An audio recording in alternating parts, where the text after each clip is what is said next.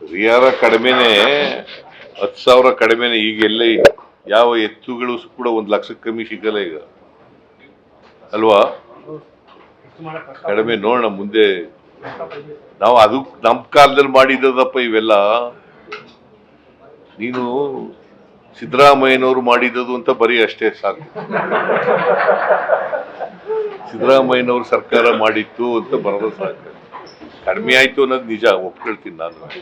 ಇನ್ನೂ ಸ್ವಲ್ಪ ಜಾಸ್ತಿ ಮಾಡಬೇಕು, ನೋಡೋಣ ಅದು ಮುಂದೆ.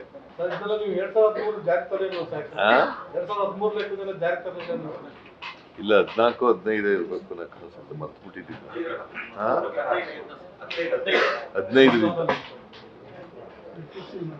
15ರಿಂದ ಮೊದಲು ಕುರಿಗಳಿಗೆ ಮಾಡ್ತು, ಆಮೇಲೆ ಎತ್ತು ಎಮ್ಮೆಗಳಿಗೆಲ್ಲ ಮಾಡ್ತು. ಮೊದಲು ಎಷ್ಟು ಮಾಡಿ, ಮೊದಲು ಕಡಿಮೆ ಎಲ್ಲ ಮಾಡಿದ್ದು. 5,000 ಮಾಡಿರ್ಲಿಲ್ಲ. ಮೊದಲು ಕಡಿಮೆ ಮಾಡಿತ್ತು, ಆಮೇಲೆ ನಾನು ಮರ್ತ್ಬಿಟ್ಟಿದ್ದೀನಿ, ನಾನು ಹೇಳ್ತೀನಿ. ಈಗ 5,000 ಇದೆ. ಮೊದಲು ಕಡಿಮೆ ಇತ್ತು, ಆಮೇಲೆ 5,000 ಮಾಡೋದು. ಓಕೆ. ಆಮೇಲೆ ಎತ್ತು ಎಮ್ಮೆಗೆಲ್ಲ ಮೊದಲು ಮಾಡಿರ್ಲಿಲ್ಲ, ಈಗ ಎತ್ತು ಎಮ್ಮೆ ಹಸುಗಳಿಗೆಲ್ಲ ಮಾಡಿದ್ದೀವಿ. ಅದಕ್ಕೆ ಅನುಗ್ರಹ ಅಂತ ಕಾರ್ಯಕ್ರಮ. ಆಮೇಲೆ ಆಹಾರ ಸರಬರಾಜು ನಿಗಮ ಇದೆಯಲ್ಲ, ನಾಗರಿಕ ಸರಬರಾಜು, ಅದರಲ್ಲಿ ಅರ್ಹರಿಗೆ ಕೊಡಿ, ಅನರ್ಹರಿಗೆ ಕೊಡಬೇಡಿ. ಈಗ ಇನ್ಕಮ್ ಟ್ಯಾಕ್ಸ್ ಕಟ್ಟೋರಿಗೆ, ಸರ್ಕಾರಿ ನೌಕರರಾಗಿರೋರಿಗೆ. ಯಾಕಂದ್ರೆ ನಮ್ಮ ರಾಜ್ಯದಲ್ಲಿ ಸುಮಾರು 80% BPL ಕಾರ್ಡ್ ಹೋಲ್ಡರ್ಸ್. 7 ಕೋಟಿ ಜನರಲ್ಲಿ 4,37,000 ಜನ ಇದ್ದಾರೆ. 37 ಲಕ್ಷ, 4,37,00,000 ಇದ್ದಾರೆ. ಆದರೆ ತಮಿಳುನಾಡಿನಲ್ಲಿ 40% ಇರೋದು, ಕೇರಳದಲ್ಲಿ 36% ಇರೋದು, ನಮ್ಮಲ್ಲಿ 80% ಇದೆ. ಅದಕ್ಕೆ ಅನರ್ಹರು ಇರಬೇಕು. ಅನರ್ಹರನ್ನ ಪತ್ತೆ ಹಚ್ಚಿ ಅವ್ರನ್ನ ಈ BPL ಕಾರ್ಡ್ಗಳಿಂದ ತೆಗೆದಾಕಿ ಅಂತ ಹೇಳಿದ್ದೀನಿ. ಈಗ ನಮ್ಮಲ್ಲಿ AIY ಎಂಥದ್ದು, ಅಂತ್ಯೋದಯ ಕಾರ್ಯಕ್ರಮ, ಅಂತ್ಯೋದಯ ಅನ್ನ ಯೋಜನಾ, ಆಮೇಲೆ BPL, ಆಮೇಲೆ APL, 3 ಕಾರ್ಡ್, 3 ತರ ಇದಾವೆ. ಅದಕ್ಕೆ ನಾನು ಈ BPL ಇದಾವಲ್ಲ, ಬಿಲೋ ಪಾವರ್ಟಿ ಲೈನ್ ಅಂತ ಕರೆಯೋದು.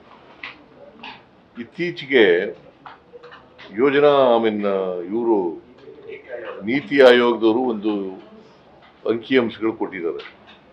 5.67% ಮಾತ್ರ ಬಡವರು ಇರೋದು.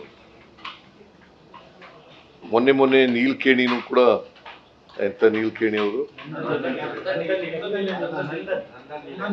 ಅವರು ಕೊಟ್ಟಿದ್ದಾರೆ. ಸೊ ಬಡತನ ಕಡಿಮೆ ಆಗ್ತಾ ಇದೆ ಅಂತ ಹೇಳ್ತಾರೆ. ಬಡತನ ಕಡಿಮೆ ಆಗ್ತಾ ಇದೆ, ಬಡತನದ ರೇಟ್ ಸಂಖ್ಯೆ ಕಡಿಮೆ ಆಗ್ತಾ ಇದ್ದಾರೆ ಅಂತ ಹೇಳ್ತಾ ಇದ್ದಾರೆ. ಅದಕ್ಕೆ ನಾನು ಏನು ಹೇಳಿದ್ದೀನಿ ಅಂತಂದ್ರೆ, ನೀವು ಅರ್ಹರಿಗೆ ಕೊಡಿ, ಯಾರು ಎಲಿಜಿಬಲ್ ಇದ್ದಾರೆ ಅವ್ರಿಗೆ ಕೊಡಬೇಕು, ಯಾರು ಇನ್ಎಲಿಜಿಬಲ್ ಇದ್ದಾರೆ ಅವ್ರನ್ನ ತೆಗೆದಾಕಿ ಅಂತ ಹೇಳಿ ಸರ್ವೆ ಮಾಡಿ.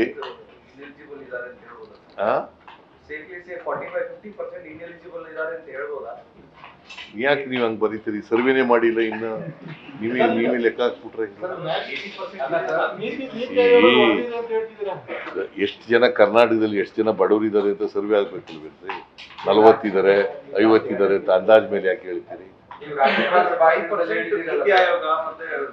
ನೀತಿ ಆಯೋಗ ಅವ್ರು ಮಾಡಿರೋದು ಹೇಳಿದೆ, ಹಾಗಂತೇಳಿ ಕರ್ನಾಟಕ ಸೀಮಿತ ಕರ್ನಾಟಕಕ್ಕೆ ಅನ್ವಯ ಆಗ್ತದೆ. ಅದು ರಾಜ್ಯಪಾಲರ ಭಾಷಣದಲ್ಲಿ ಹೇಳಿದಾರಲ್ಲ ಸರ್, ಬಡತನ ರೇಖೆಗಿಂತ 2.5 ಕೋಟಿ ಜನರನ್ನ ಮೇಲೆತ್ತಿದ್ದೇವೆ 1 ವರ್ಷದಲ್ಲಿ ಅಂತ.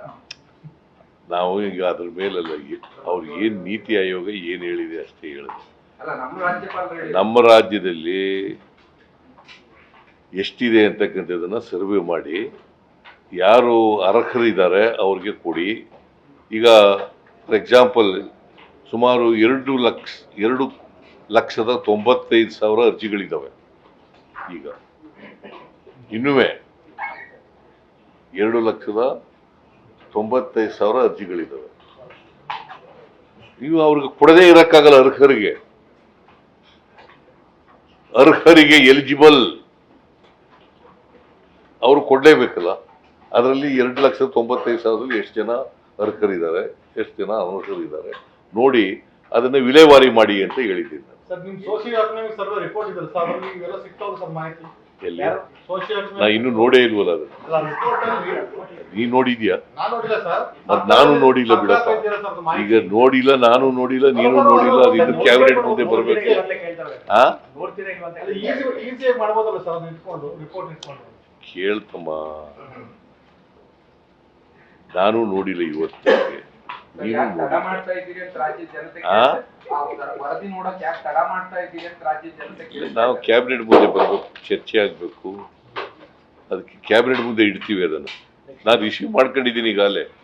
Socio economic survey I have received it, but it has not been placed before the cabinet. ಅದನ್ನ ಇಡ್ತಕ್ಕಂಥ ಕೆಲಸ ಮಾಡೋಣ. ನ್ಯೂಸ್ ಫಸ್ಟ್ ನಿರ್ಭೀತಿಯಿಂದ ನಿಮ್ಮ ಪರವಾಗಿ.